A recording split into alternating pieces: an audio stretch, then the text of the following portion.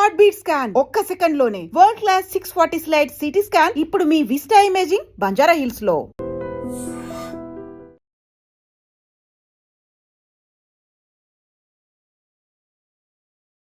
మనతో పాటుగా ఉన్నారు బాలకసుమన్. హలో, నమస్తే.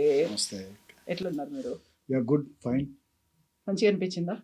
ఇది గొడవలు ఇవన్నీ అయిన తర్వాత జైలుకి వెళ్ళి జైలు నుంచి మళ్ళీ పోరాటాలు చేసి చూసుకుందాం తేల్చుకుందాం అని సవాళ్ళు తొడగొట్టి ఇవన్నీ చేసి బయటకు వచ్చిండ్రు. ఈ లైఫ్ ఎట్లుంది, అది ఎట్లుంది, తెలంగాణ మూవ్మెంట్ లో అప్పుడు జైలు జీవితం ఎట్లుంది, ఆ ఉద్యమం ఎట్లుంది, ఇవన్నీ. అప్పుడేమో అది రాష్ట్ర సాధన కోసం చాలా సందర్భాల్లో నేను జైలుకు పోయినా.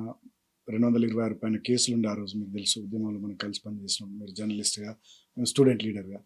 సో అప్పటి పరిస్థితులు వేరు. ఇప్పుడు ఏంటంటే మరి కాంగ్రెస్ ప్రభుత్వం కక్ష సాధింపు చర్యలకు దిగుతూ జైలుకు పంపించారు, అక్రమ కేసులు పెట్టిరు, జైల్లో కూడా చాలా ఇబ్బందులు పెట్టిరు. కొంచెం బాధ అనిపించింది అంతే. బట్ మీరెందుకు అంత తీవ్ర స్థాయిలో గొడవలు చేయాల్సి వచ్చింది? అక్కడ ఎంపీ ఉన్నారు, అక్కడ మంత్రి ఉన్నారు, వాళ్ళ మీద మీరు ఒక వాయిస్ వినిపించడం కాదు, మామూలుగా ఒక యుద్ధ వాతావరణం లాగా ఎందుకు కనిపించింది అక్కడ? అసలు దాడులు చేయడం, మీ ప్రోద్బలం ఎక్కువ ఉంది అనేది. వాస్తవానికి మీరు గమనిస్తే నేను 2014 నుంచి 18 వరకు అప్పుడు ఎంపీగా ఉన్నా పెద్దపల్లి. తర్వాత 18 తర్వాత ఎమ్మెల్యేగా చెన్నూరు నుండి ప్రభుత్వ విప్గా ఉన్నాను. మొన్న సరే ఓడిపోయాం 2023లో. ఇప్పుడు ప్రతిపక్షంలో ఉన్నాం.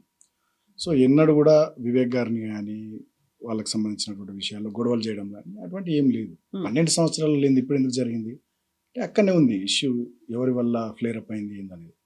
సో కేతన్పల్లి మున్సిపాలిటీలో మాకు 22 వార్డులకు గాను ప్రజలు 14 వార్డులు మాకు గెలిపించే అవకాశం ఇచ్చారు. కాంగ్రెస్కు కేవలం 7 వార్డులే అవకాశం ఇచ్చారు.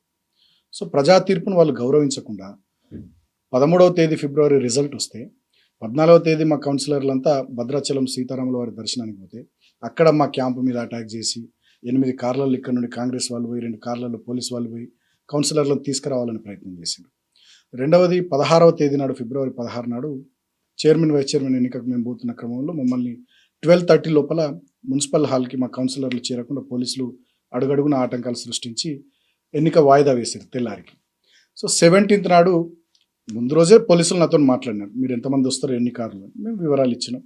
కోవలక్ష్మి గారు ఇన్ఛార్జ్కి వచ్చారు, ఎమ్మెల్యే గారు, నేను మాజీ ఎమ్మెల్యేని, మాదొక కారు, మా కౌన్సిలర్లు 3 కార్లలో వస్తారంటే పోలీసులు ఓకే అన్నారు. తీరా మేము వెళ్ళే సమయానికి కేతన్పల్లి ఫ్లైఓవర్ దగ్గర బబ్బెర స్వర్ణలత అని 21వ వార్డు దళిత కౌన్సిలరు, వాళ్ళ అత్త, ఆమెకు చదివే రాదు, ఈమెను మేము కిడ్నాప్ చేసినట్టు పిటిషన్ ఇచ్చిందని ఒక ఫేక్ ఎఫ్ఐఆర్ తీసుకొని వచ్చారు. ఆమె గట్టిగా మాట్లాడింది పోలీసులను, అసలు మా అత్తకు చదివే రాదు, పిటిషన్ ఎట్లా రాసింది, సంతకం ఎట్లా పెట్టింది, ఏమనుకుంటారు మీరని ఆమె కోపడ్డది. సో అక్కడ ఘర్షణ స్టార్ట్ అయింది. రైట్. తర్వాత కౌన్సిలర్లను లోపలికి పంపించిన, మేము వెళ్ళొస్తున్నాం, మా ఇంటికి వెళ్ళి రావాలి. ఆ టైంలో నన్ను కోవలక్ష్మి గారిని కౌన్సిల్ హాల్ వైపు పంపించలేరు. సరిగ్గా అదే సమయానికి 10ల సంఖ్యలో మంత్రి వివేక్ గారి కాన్వాయ్, కార్లు, వందలాది మంది కాంగ్రెస్ నాయకులు, కార్యకర్తలు వస్తున్నారు. నేను కోవలక్ష్మి గారు ప్రశ్నించినాం, మీరు మమ్మల్ని పోనీయలేరు, మరి ఇదేంది అని మేము అడిగినాం. అడిగితే అక్కడ పోలీసులు మా మీద లాఠీచార్జ్ చేయడం, అటువైపు నుండి కాంగ్రెస్ వాళ్ళు రాళ్ళు వేయడం, అది ఘర్షణ జరిగింది.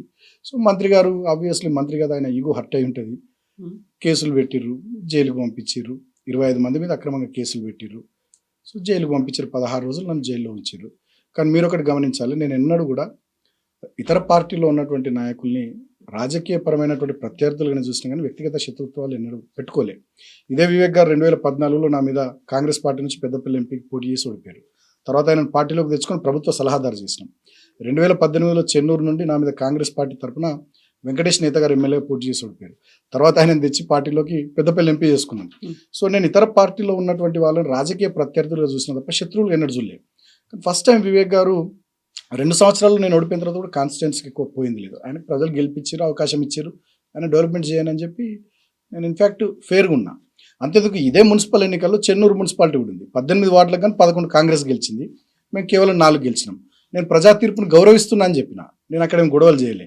కానీ ఇక్కడ 22 వార్డులలో 14 వార్డులు మేము గెలిచి కేవలం 7 వార్డులే కాంగ్రెస్ గెలిస్తే ఇక్కడ చైర్మన్ వైస్ చైర్మన్ ఎన్నిక జరగకుండా అడుగడుగున అడ్డంకులు సృష్టించి కౌన్సిల్ హాల్లో మా మహిళా కౌన్సిలర్ల మీద దౌర్జన్యం చేసి బయట మా మీద దాడులు చేసి ఒక విధ్వంసకరమైనటువంటి వాతావరణాన్ని సృష్టించింది మంత్రి గారు. నిజంగానే గొడవలు చేయాలనుకుంటే నేను ప్రధాన ప్రతిపక్షంగా 2 సంవత్సరాలు ఏదైనా గొడవ జరిగిందా? గతంలో 10 ఏళ్లలో వివేక్ గారి మీద మేము గవర్నమెంట్లో ఉన్నప్పుడు ఒక కేసు అయినా పెట్టినా? ఆయన మా పార్టీలో నుంచి వెళ్ళిపోయి బీజేపీలో చేరిండు, కాంగ్రెస్లో చేరిండు, ఎన్నడన్నా ఒక కేసు పెట్టినా నేను? మీకు తెలుసు నేను రాష్ట్ర స్థాయిలో అందరికి ఎంత దగ్గర, ఏ స్థాయిలో ప్రభుత్వంలో పనిచేసినామో మీకు తెలుసు. నేను ఆ రకంగా పోలే. అనవసరంగా ఇక్కడ మంత్రి గారు ఫాల్స్ ప్రెస్టేజ్కి పోయి మా అందరి మీద కేసులు పెట్టి జైలుకు పంపించిండు. ఆ క్రమంలో జరిగినటువంటి ఆయనకు ప్రజా తీర్పు అనుకూలంగా రాకున్నా బలవంతంగా కౌన్సిలర్లను ప్రలోభపెట్టో భయపెట్టో ఏదో ఒకటి చేసి కేతన్పల్లి మున్సిపాలిటీ చైర్మన్ పీఠాన్ని కైవసం చేసుకోవాలని దురుద్దేశంతో ఆయన వ్యవహరించిన తీరు వల్ల ఇవన్నీ కూడా జరిగినాయి. దీని నుండి ఆయన బయటపడడానికి ఆయన ఎంచుకున్న మార్గం ఏంది? పోలీసులు ఉన్నారు, గవర్నమెంట్ వాళ్ళది, ఆయనకు 1000 కోట్లు ఉన్నాయి, వెలుగు ఓ పత్రిక ఉన్నది, V6 ఛానల్ ఉన్నది, జైలుకు పంపిస్తాను పంపించిండు. అంతే తప్ప నేను ఎక్కడ కూడా గొడవలు పెట్టుకోవాలనో లేకపోతే ఏదో చెయ్యాలనో ఆ రకంగా నేను ఎక్కడ పోలే. నిజంగా మీరు గమనిస్తే ఆ వీడియో ఫుటేజెస్ మీరు చూడండి, మా వాళ్ళు రిలీజ్ చేసి సోషల్ మీడియాలో కూడా వచ్చినాయి. 20-25 మంది మేము ఉన్నాం, వాళ్ళు 100 మంది వాళ్ళు ఉన్నారు. 100 మంది ఉన్న వాళ్ళు దాడులు చేస్తారా? 20-25 మంది దాడులు చేస్తారా? మీకు కాకుండా మీరు ఎక్కువ ప్రొవోక్ చేశారనేది, మీ క్యాడర్ ని ప్రొవోక్ చేశారు, వాళ్ళ మీద దాడులు జరిగేలా, లేకపోతే వాళ్ళ మీద రాళ్ళ దాడి చేసేలా, ఇవన్నీ చేసింది మీరే అని కదా. నిజంగా కవిత గారు మీరు ఒకటి గమనిస్తే, నిజంగానే నాకు దాడి చేయాలనే ఉద్దేశం ఉంటే అదే సందర్భమా? ఒకటి, మంత్రి గారు దొరకరా నియోజకవర్గంలో? ప్రజా సమస్యల మీద వారిని ప్రశ్నించడం కానీ నిలదీయడం కానీ చేయరాదా? ఇతర సందర్భాల్లో ఎప్పుడన్నా అట్లా చేసినామా? నెంబర్ 1.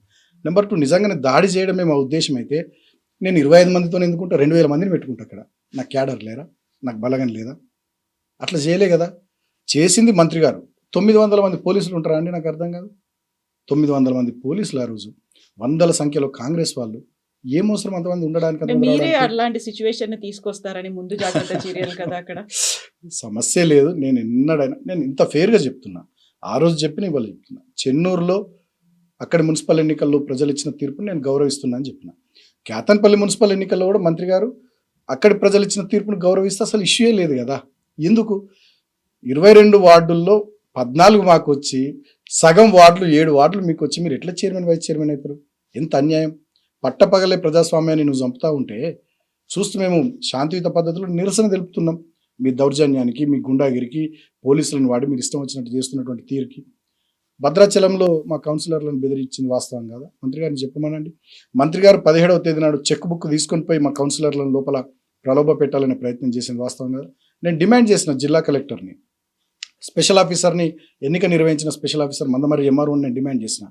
మీకు చిత్తశుద్ధి ఉంటే మీరు ఇద్దరు అక్కడ ఉన్న పోలీసులు, మీరు విశాఖ ఇండస్ట్రీస్ ఎంప్లాయీస్ కాకుండా నిజమైన అధికారులు అయితే ఆ రోజు ఫిబ్రవరి 17వ తేదీ నాడు కేతన్పల్లి మున్సిపల్ హాల్లో కౌన్సిలర్ల ప్రమాణ స్వీకారం, తదనంతరం ఏం జరిగిందనేది ఆ వీడియో ఫుటేజ్ ఉంటుంది కదా, రిలీజ్ చేయండి. నిజంగా మా తప్పు ఉందా, మేము తప్పు చేసినామా, మా కౌన్సిలర్లు తప్పు చేసిరా, మీరు తప్పు చేశారా తెలుస్తుంది కదా. ఇప్పటివరకు వీడియో ఫుటేజ్ రిలీజ్ చేయరు.